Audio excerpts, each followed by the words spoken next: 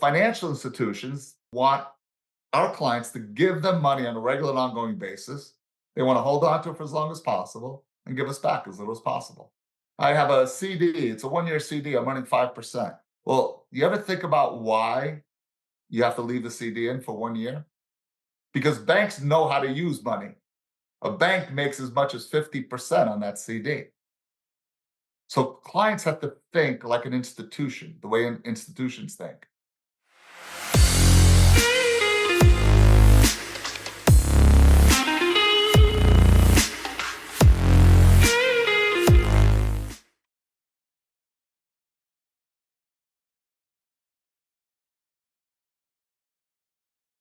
I'm glad to bring you an insightful conversation with Nick Palumbo, a titan of the financial services industry. Nick's achievements are nothing short of remarkable, holding the prestigious record for writing the largest death benefit case in U.S. history and earning esteemed positions like president of the executive committee for Guardian Life. With an impressive 30-year membership in the top of the table, Nick's expertise is unparalleled. But Nick's missions transcends finance. As a co-author of You Have Infinite Power, he guides clients towards holistic success through his transformative transformation doctrine. Nick shares his extraordinary journey from humble beginnings in the Bronx to becoming a powerhouse in the financial world. From his formative years in the suburban town to entering the financial services arena at just the age of 21, Nick's story epitomizes resilience and unwavering determination. Listeners will be captivated by Nick's transformative experiences, including his martial arts training in Korea, which offers insights into unlocking human potential.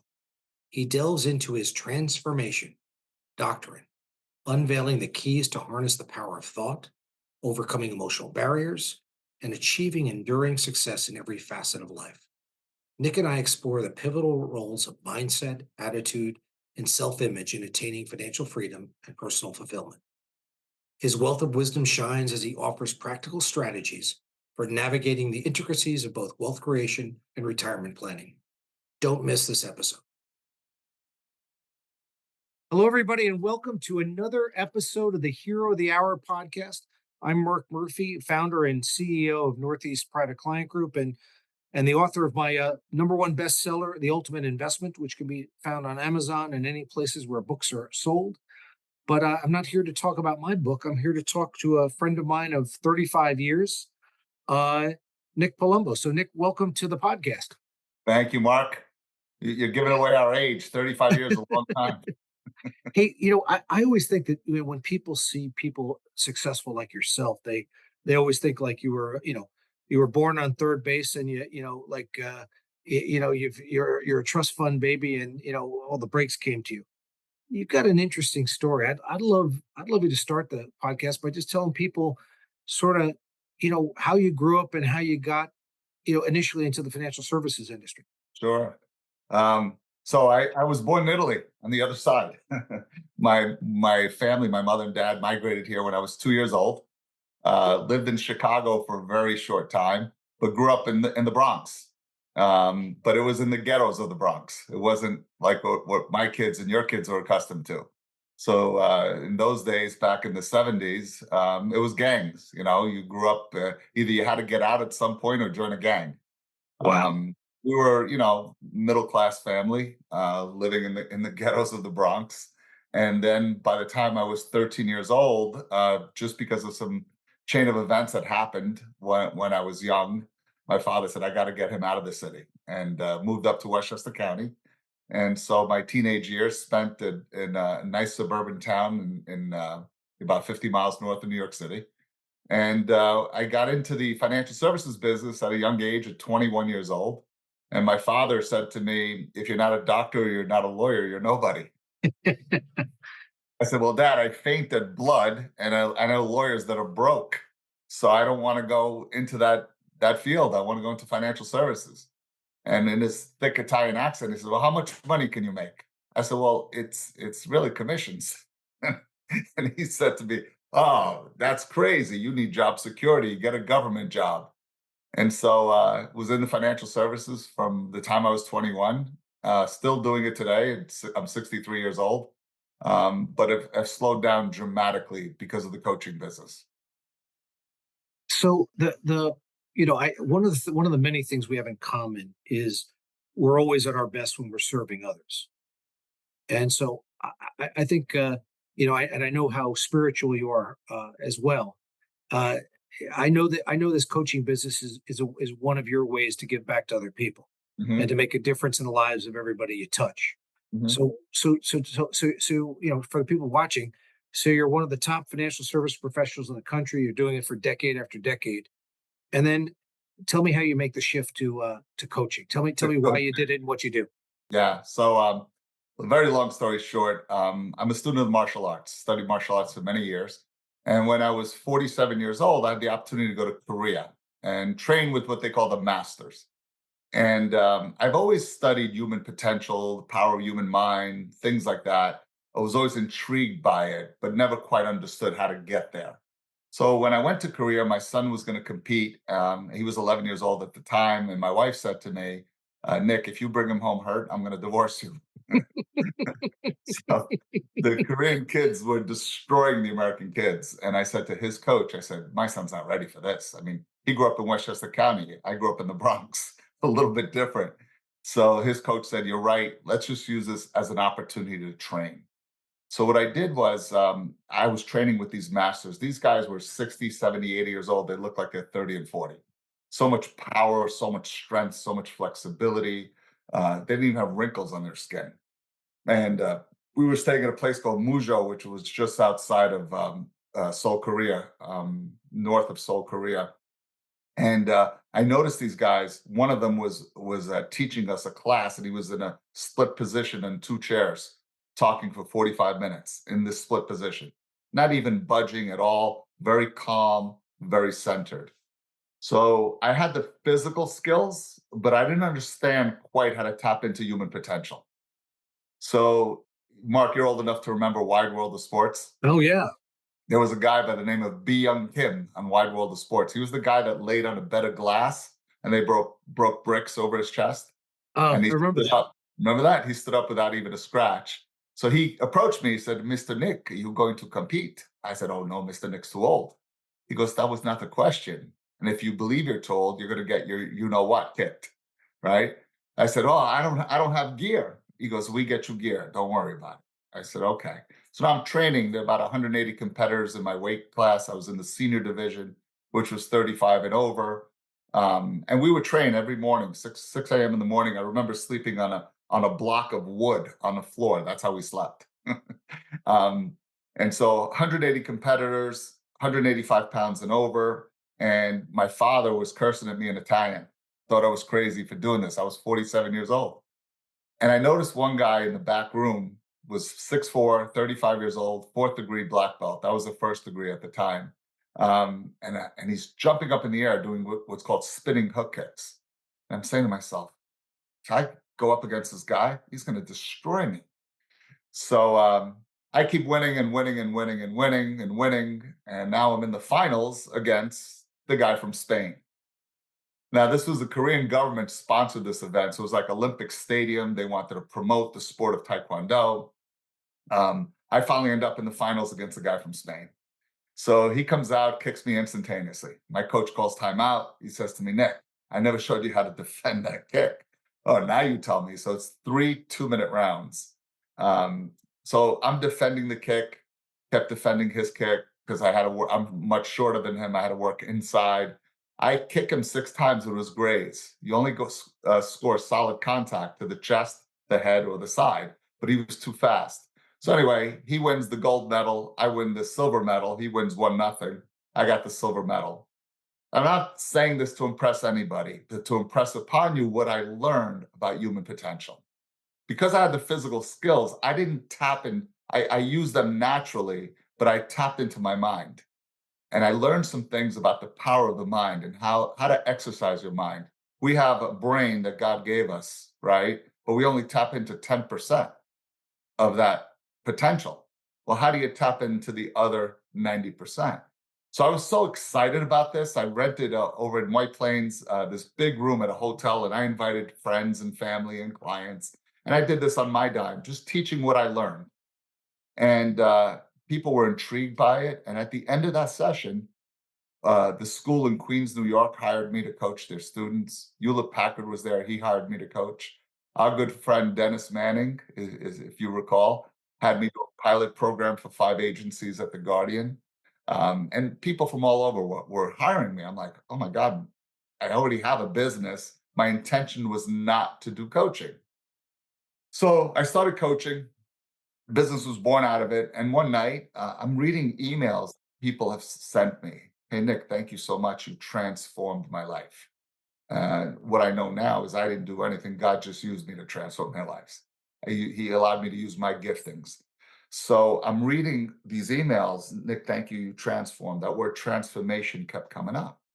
So I would go online. I looked at some of these other coaches, some great ones out there, like Tony Robbins of the world, Gary Vee, T. Harv Eckert, all of them. And they all basically say similar things. But a lot of times people go to a coach and they feel good for a moment, but they don't get permanent results for the most part. Okay. Um, so I'm 2 o'clock in the morning. I'm in bed and I pop up out of bed. And Linda says, "Where are you going?" I said, "I'm going to write." She says, "What are you writing?" I said, "I don't know yet." So I come down to my office and I wrote that word transformation, but I wrote it vertically. Maybe because I was in Korea. I don't know why I wrote it vertically. And so when I wrote it down, I said, what does transformation really mean? So I ended up writing a book with 3 other co-authors called "You Have Infinite Power." Was a bestseller for a short time. It's on Amazon, Barnes and Noble, and all bookstores, whatnot. So I wrote the word transformation. The book has 14 chapters. The word transformation has 14 letters in it. And each letter, it's an acronym, each letter stands for something. So T is the power of thought. It's conscious, subconscious mind. See, we all have a conscious mind and we all have a subconscious mind. In the martial arts world, when you repeat something over and over and over and over again, I don't have to think about an attack point. I don't have to think about a self defense move. It's in my subconscious mind. Your subconscious mind can only accept the thoughts you give it. So if you have negative thoughts, junk going on in your head, you're going to become exactly what you think about. So without boring you with the whole transformation, that's power of thought. R is replacing emotional scars. We all have them. I had emotional scars because I used to get in fights, at the age of 8 in the Bronx.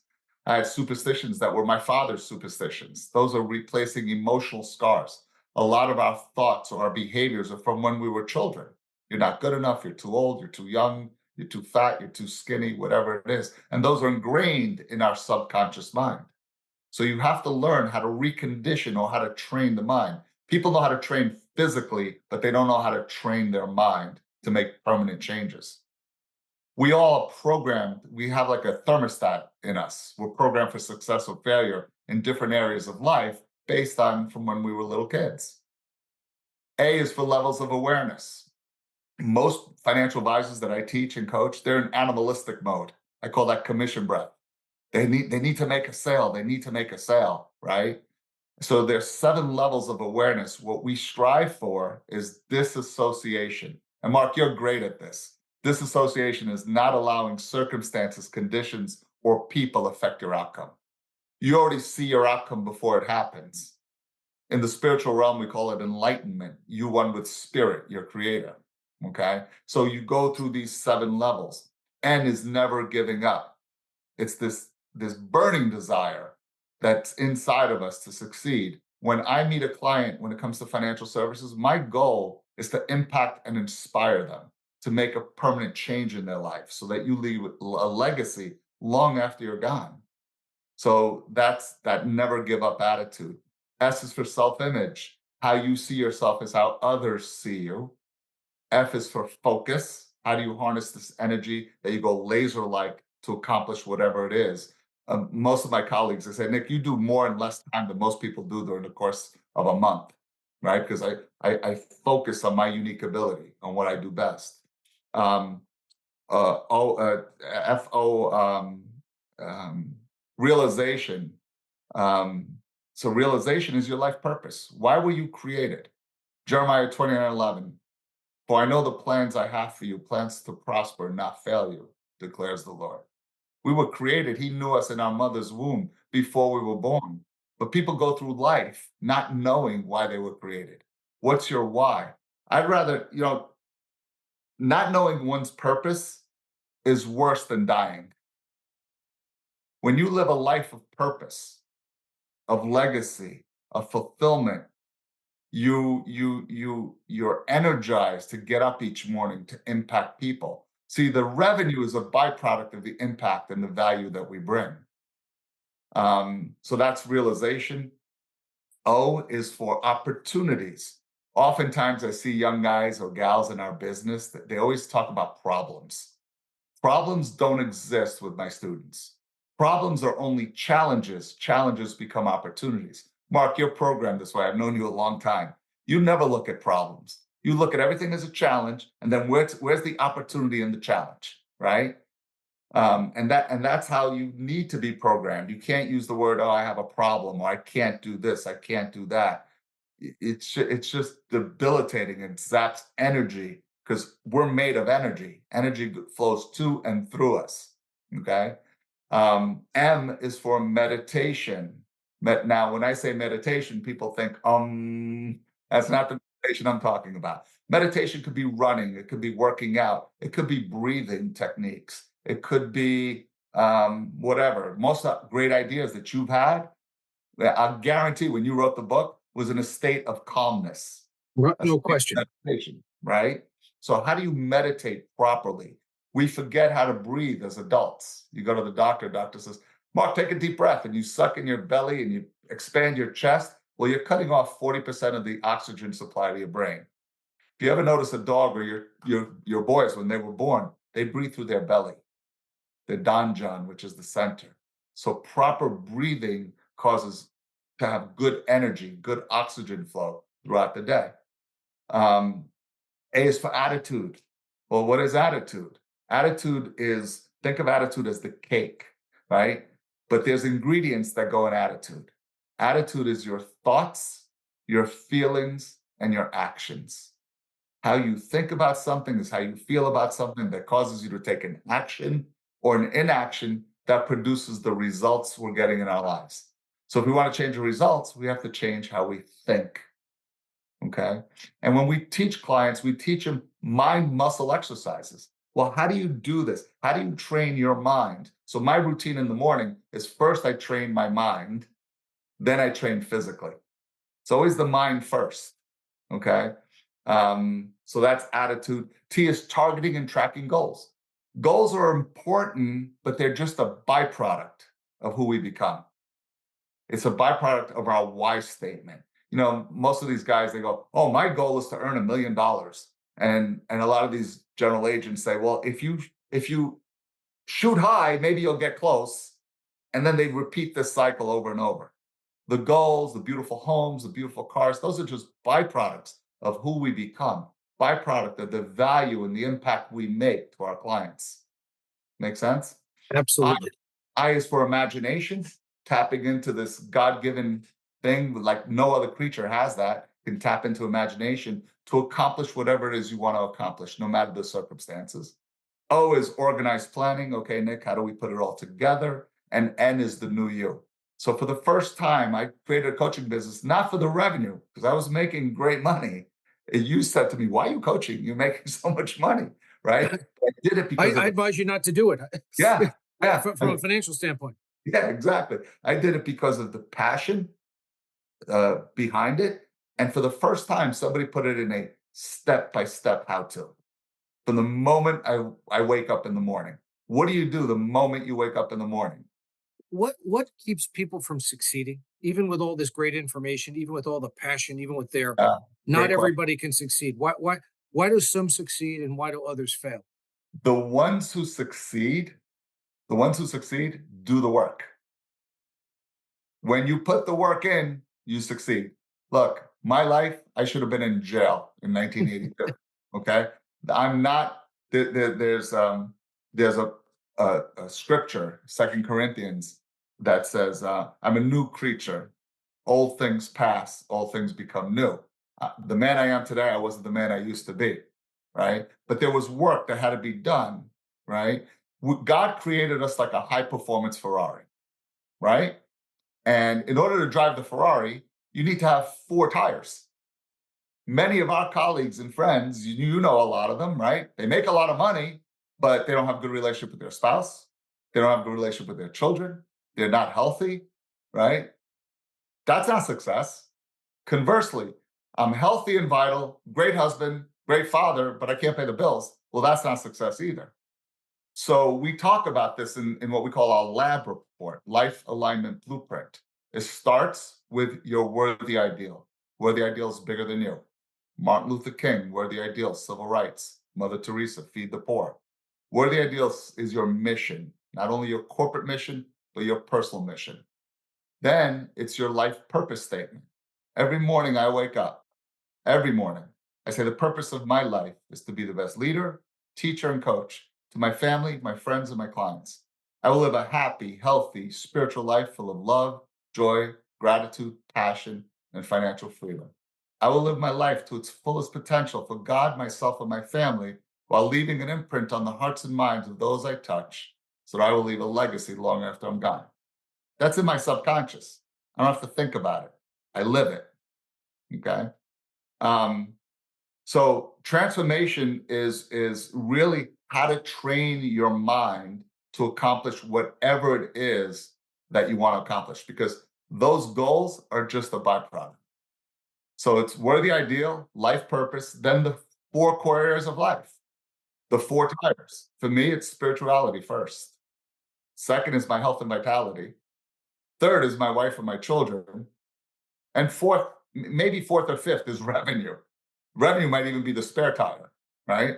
If the first three are not solid, everything else falls apart.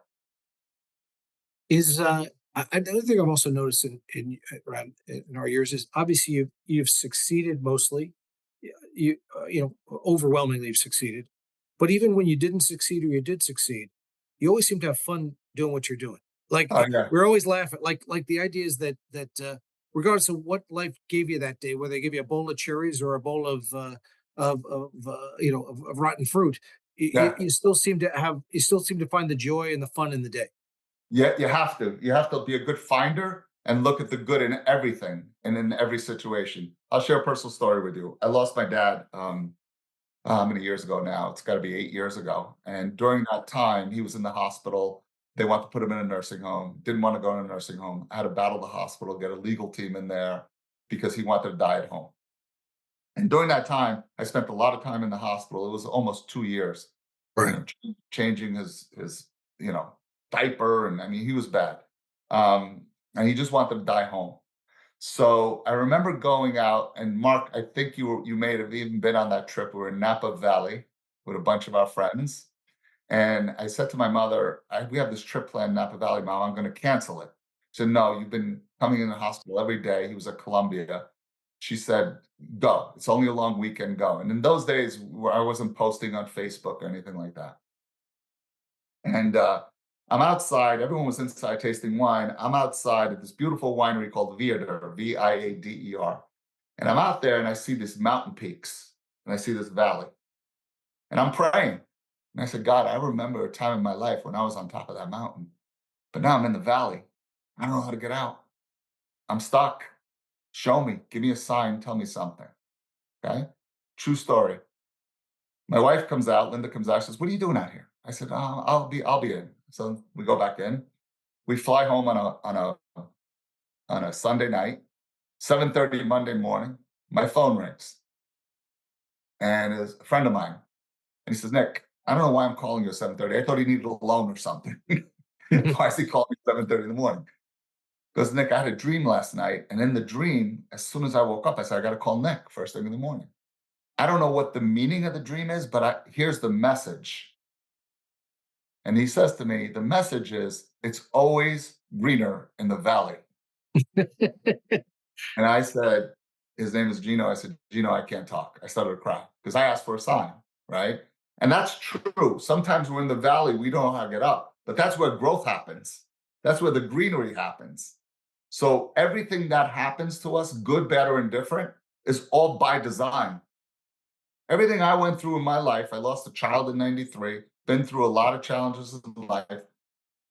was an opportunity for me to grow as a person, as a man, no matter how bad the circumstances are. And unfortunately, a lot of these young guys and gals that are in the business, they're gloom and doom all the time. It's the glass half empty instead of the glass full all the time. Circumstances are going to arise in life. Life isn't perfect. But when people stay there, they don't know how to remove their hand off the fire because they're not trained mentally. And you know this, Mark, any company, any big insurance company, they give you outside tools, right? LBS, our good friend, one of the best systems, right? Leap is another great system, outside tools. So in a great insurance company, Guardian is an example, right? They have 3,000 licensed insurance agents, right? And they're almost all of them use LBS. Well, how come there's no more than 100 people at President's Council? Because they focus on the outside tools. Everything grows from the inside. When you change the person from the inside, how they think, then any tool you give them, they'll be successful. So when people put the work in and they train, then they'll be successful. I don't know if you want to talk about this or not. But I remember you've done so many extraordinary things to help people. Sometimes people you cared about, sometimes strangers. You've also been the beneficiary of kindness. I'm thinking about the time when Tony had come up and saw you when you were going through a tough time. Yeah. And I wonder, when you think back on your life, do you think about, it's clear to me that you don't think about the money, although you've made a lot of money. I know you don't think about the money, but I was wondering, like, I was thinking, because we're getting ready for this, is, do you think about some of the kindness of what people have done for you, but also think about some of the kindness you've done for other people? You brought up that story. Tony, our good friend Tony Myers, he's from Tennessee, and I remember my wife going into delivery in 1993, and textbook pregnancy. I had the Yankee outfit already, newborn. We knew it was a boy, and basically the cord gets caught, and he dies in my arms. And I had to be strong for everyone. And all of a sudden, Tony, not knowing that he came up, flew up, luggage in his hand, comes to the hospital, said, "Buddy, what do you need me to do?" I mean, I get choked up to this day. I would do anything for him or any of my friends that have been there for me, you know? So, yeah, what goes around comes around, right? Yeah, it's one of the things that I think, when things are going great and you can, everything's going swimmingly, everybody's got a lot of friends. You're the king of the hill. And I just remember is that, when times get tough, that's when people need you. Exactly. And And that's I and you you see know this see your friends, or see who the real people are. And you know this, Mark, as we get older, right? Your really close friendships, the guys that you would and gals that you would get in the trenches with in Vietnam, right? They're very few and far between, right? Because it's what you could do for them, right? So there's very few people like you and other friends of ours that are really care about you. Guys always, when I speak to you, Mark, say, "Nick, how you doing?" Right? You always ask me. Most people say, "Hey, Nick, I need this or I need that," and I don't mind giving. You know, there's an old saying, you've heard it before: you make a living by what you get, but you make a life by what you give. Right. Having that servant attitude. I also think, from a business standpoint and from a life standpoint, the gift is always in the giving. And that part of it is that this the success I've had in receiving has been in a direct relationship to the amount of giving that I've gotten. It's probably been 10 to 1 that I've received for what I've given, and I'd like to get Exactly. more, but I've never given with the thought of receiving. It just sort of, it's a divine kind of intervention thing. It's like a lot of amazing things have happened to me, but I did not do it with any expectation of getting something back. I did it for the sheer joy of making other people's lives better or doing the right thing. And I think so many people Exactly. calculate, there are just too many people that are either takers, or they're even worse than takers, is matchers. Those people that go, "Oh, Nick's Exactly. a powerful guy. I'm going to be nice to Nick because Nick can help me." Joe's nobody, so screw Joe. I'm not going to give him the Exactly. time of day. And then people Exactly. like make calculations on who they do work. And I just think it's the joys of helping people big and small, helping people that in need, people helping people, good people. And I think that the thing you learn, and I think I've seen with you, and I'd like to try to emulate myself, is the fact that you can, with a comment, you can ruin someone's day. With another comment, you can make somebody's day. And it's not just making their day, but when you give to somebody, you pour into those people, they make other people's lives better. Just like a child that's beaten will probably beat their own children. A child Exactly. that's loved will probably love their own children. And I think the idea is that we're in such a tough time in our country. It's so divisive. There's so much, anxiety and anger and fear and those things that we've got to have some clarity here to say, hey, it's going to be okay. And there's no right, as we always like to say, Nick. There's no right way to do the wrong thing. You got to do the right Exactly. thing every time and encourage people to give to each other. Right. And many times you have to do the right thing even when people aren't looking. Living a righteous life as much as possible, right? I agree. One other thing, I think I'd be remiss if not talking about the fact that financial services, ways to create wealth, um, seems to get more and more complicated all the time. Um, and one of the things that you've done and dedicated your life to is demystifying, you know, the financial process. Want to talk a little bit about that? Sure. And you know this, Mark. Everyone, this is an opinion driven society. Everyone has opinions, right? The CPA has the opinion, the attorney has the opinion, the investment advisor, the insurance broker. No one ever talks to each other. They don't communicate.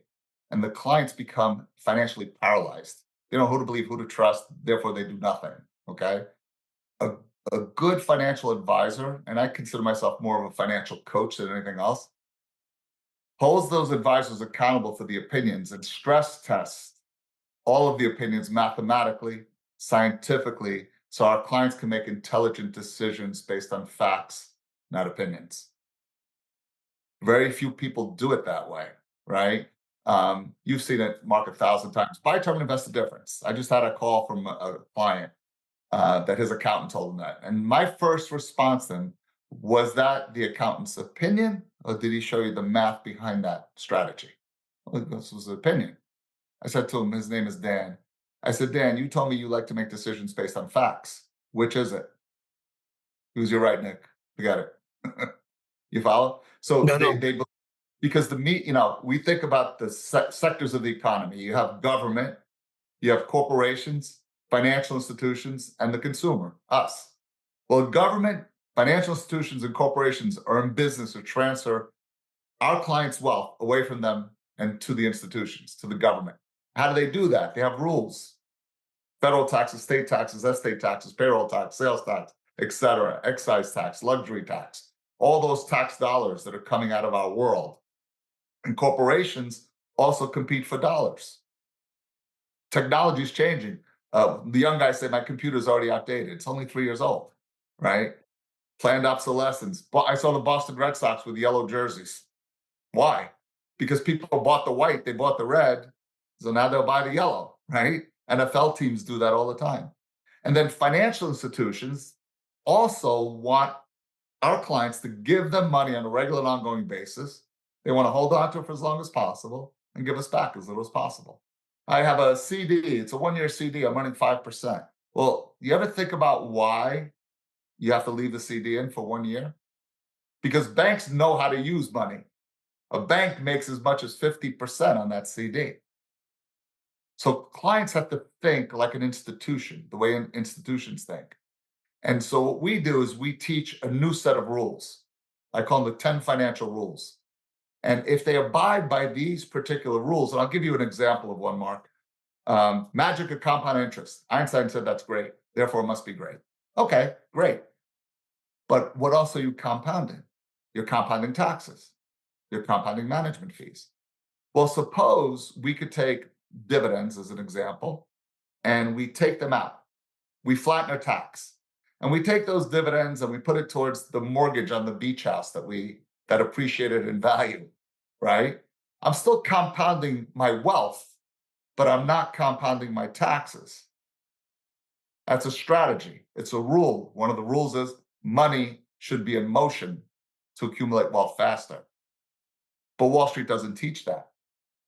It's about compounding, leave assets on deposit, right? So when clients get that and they have that aha moment, it makes you feel good. You know, they bought the beach house because you showed them how to buy it. They paid for college education using other people's money, right? They have peace of mind when they retire because most people always talk about accumulation, internal rate of return. If I'm going up the Himalayas, I'm hiking up the mountain, that's accumulation. Where most deaths occur is when they come down the mountain, distribution. And no one talks about distribution planning, maintaining lifestyle. We do this, we have this calculator, and I think you know it, Mark. It's called sequence of returns. If I had money going back to 1973 and I go over a 25-year history, my average rate of return would have been 12.98%. Pretty good. You would have been real happy. Now at 65, you start to distribute income. So if a person had $2 million, they grew at 12.98%, and they need 175,000 a year in income. They will run out of money by the time they're 77 years old. Right. So where's the plan? Where's the fail-safe in there? That's what good planners do. Good planners talk about not only accumulation, distribution, and preservation. I mean, the reason why, we've created our pyramid of creating multi-generational wealth is the last thing you want to do is work your whole life, 20, 30, 40 years, and then retire and worry about going to early bird specials or running out of money or not being able to do the things you want to do in your life or taking care of your kids and grandkids and be able to not think twice about doing that. I mean, that's what that buys. That's what the money buys. And all the Exactly. good it can do, all the places you can help and the people you can help doing that. And I find people that have just enough, some of the most selfish people on the planet, because they have just enough for themselves. Yeah, We want to help people create financial abundance so that they can create abundance in every area of people's lives. exactly. But And I know Nick, I know you've done that masterfully for 40 years. So as I said, I think we have, as I said, we have so many things in common. I think the other thing we have in common is the reason at 60, 61 or 62 years old, I think we're about a year apart, in our early 60s, we still have so much energy is it doesn't take a lot of energy to be who you are. It exactly. takes a lot of energy to be other people or to do in that Exactly. place. And we've got still a great passion for what we do. And I just want to tell you, I just appreciate you having you in my life. I think that I love to have people in my life that make a difference in the lives of the people they touch. And I know myself, I'd love to positively impact 100 million people. I don't know, maybe it could be a billion. I don't know what the number should be, but I know there's only so much I can do alone. But I know if I've got people like you and we have people like us in our life, it's unimaginable the amount of positivity we can create in this planet. And I'm happy to lock arm in arms with you as we do all the time, Nick. And thank you for Well, coming on the show. thank you for having me, Mark. And you know how much I appreciate you. You're the guy that I want in the trenches with me. If people want to connect you about anything, Eagle Mastery, financial, anything you want to any talk about, talk about where can they get a hold of you? Yeah, so go to www.eagleperformanceacademy.com. That's our coaching website. Or if they want to reach me on text, 914-703-8312. Nick, thanks. We appreciate All you. right, Mark, I appreciate it, buddy. Talk to you soon. Good night, everybody.